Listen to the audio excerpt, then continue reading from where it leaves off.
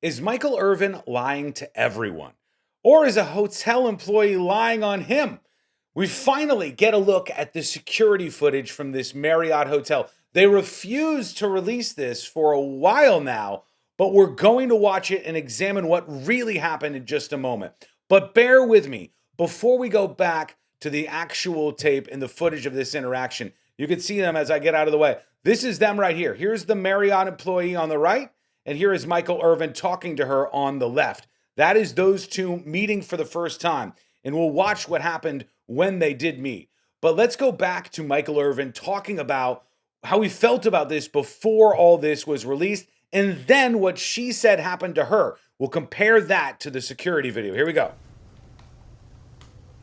How can I defend myself if I don't even know what I'm defending myself against? They asked me, they said, do you remember this girl you met in the lobby?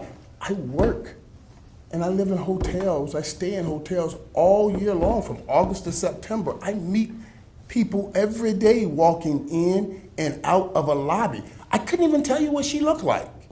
I don't know. I don't even know who I'm talking about. When I'm talking about I'm supposed to do something. This just blows my mind. As you can tell, he's super frustrated. He's like, I don't know what I'm accused of, and I don't know who's accusing me. And that's the way it stayed until we got this. This was a big drop from the Dallas Morning News. Now let's take a look at what the accuser said, and then we'll compare it to the security video they just released. Here we go. This from the Dallas Morning News says, Irvin also reached out and touched the victim's arms during this conversation without her consent, causing her to step back, becoming visibly uncomfortable. Boy, they really dramatized that for basically being, hey, he touched her on the shoulder.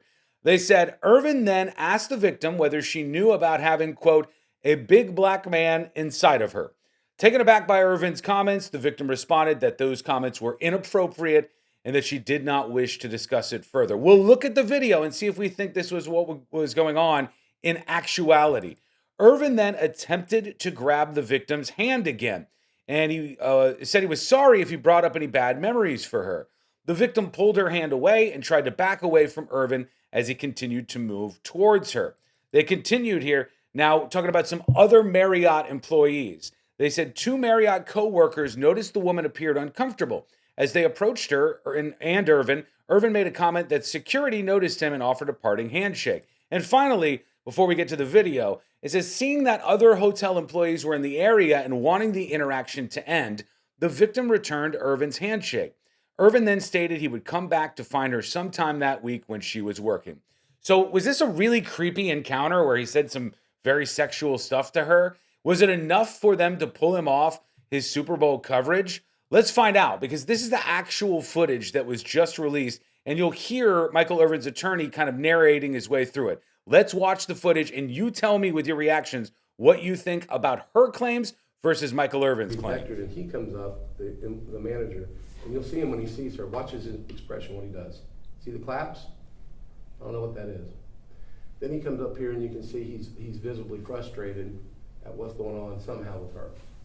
Now let's take your focus back to Michael and her, because you can see they have friendly interaction, the body language is good, and they're just talking.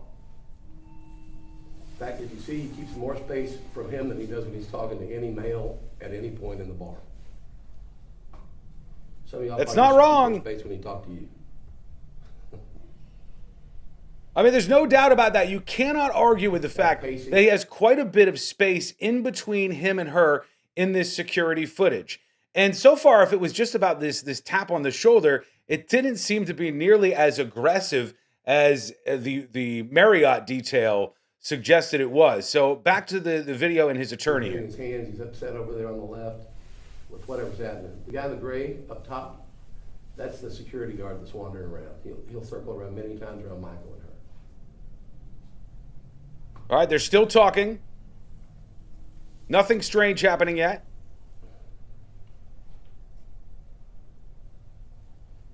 Pause it 1 second. But we've been going for a while. They're having a lot of conversation. As Marriott released in their statement, they said basically, he said one word to her, an offensive, vulgar thing that he did not say, and it's clear from the video and from these witnesses. But they have a very lengthy conversation, and no one's trying to tell us what that is. Go ahead. Still seems fairly normal. Nobody's acting strange.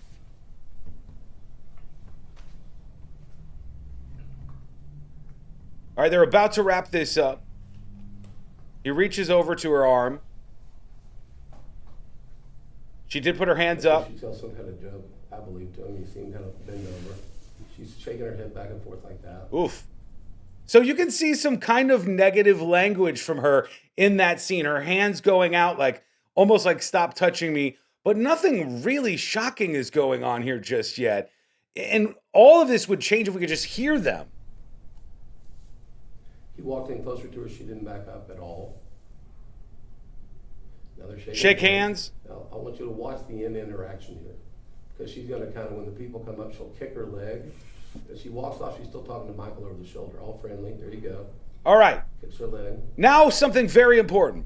And see right here, she's going to look back over her shoulder and take it with Michael. Now pause it. Pause it. Okay. All right. Now, one very important thing that happens here.